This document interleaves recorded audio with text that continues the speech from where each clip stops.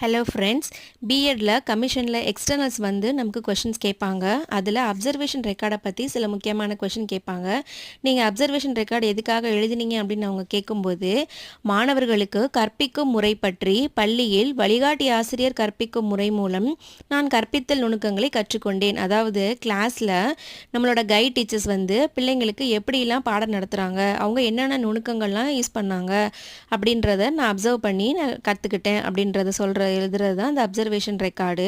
இதில் 7 முக்கிய அம்சங்கள் இருக்குது. அது என்னன்னா, ஃபஸ்ட்டு வந்து கற்பிக்கும் உத்தி, ரெண்டாவது வந்து அவங்க எப்படியெல்லாம் ஆர்வமூட்டுறாங்க மாணவர்களை அப்படின்னு பார்க்குறது, மூணாவது வந்து சப்போஸ் நடுவில் வந்து மாணவர்கள் கொஷின் கேட்டாலும் இன்ட்ராக்ட் பண்ணாலும் அது எப்படி வந்து நம்ம அவங்களுக்கு கிளியர் பண்ணிவிட்டு நம்ம கிளாஸை கண்டினியூ பண்ணுறது, அதுக்கப்புறம் வந்து குரலில் ஏற்றத்தாழ்வோடு அவங்களுக்கு பேசும்போது தான் அவங்களுக்கு நல்லா புரியும். முக்கியமான பாயிண்ட்ஸ்லாம் அழுத்தி சொல்லணும், துணை கருவிகளை ஏற்ற இடங்களில் பயன்படுத்தணும், வினாக்களை